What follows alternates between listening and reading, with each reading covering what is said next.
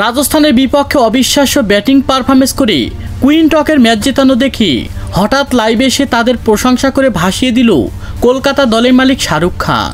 এমনকি তিনি আরও বলেছেন, কলকাতা দলকে শক্তিশালী করতে বাংলাদেশের কাটার মাস্টার মোস্তাফিজুর রহমানকে উড়িয়ে আনবো আমি।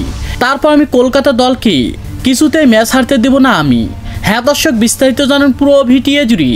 দেখা গিয়েছে প্রথম ম্যাচে আরসিবির বিপক্ষে বোলিং ব্যর্থতার কারণে ম্যাচ হারার পরে যেন দ্বিতীয় ম্যাচে যেন দেখা গিয়েছে একেবারে রাজস্থানের বিপক্ষে ওপেনিং পজিশন থেকে হার্ড হিটিং ব্যাটিং পারফরমেন্স করেছেন কুইন্টন ডিকক। আর শেষ পর্যন্ত যেন কুইন্টন ডিককের জন্যই অবিশ্বাস্যভাবে ম্যাচ জিতেছেন কলকাতার মতো শক্তিশালী দল। আর কলকাতা দল ম্যাচ জেতার পরে যেন হঠাৎ লাইভে এসে শাহরুখ খান বলে, সাব্বাস কলকাতা দলের ব্যাটসম্যানরা, তোমরা যেন দেখিয়েছো হার্ড হিটার ব্যাটসম্যানের পরিচয়। আর তাই আমি আর কলকাতা দলকে শক্তিশালী করতে বাংলাদেশের অগ্নিঝরা পেসার কাটার মাস্টার মোস্তাফিজুর রহমানকে উড়িয়ে আনবো আমি।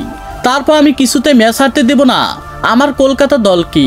তো দর্শক, আপনারাও কি চান বাংলাদেশের পেসার কাটার মাস্টার মোস্তাফিজুর রহমানকে আইপিএলে কলকাতা দলের হয়ে খেলতে?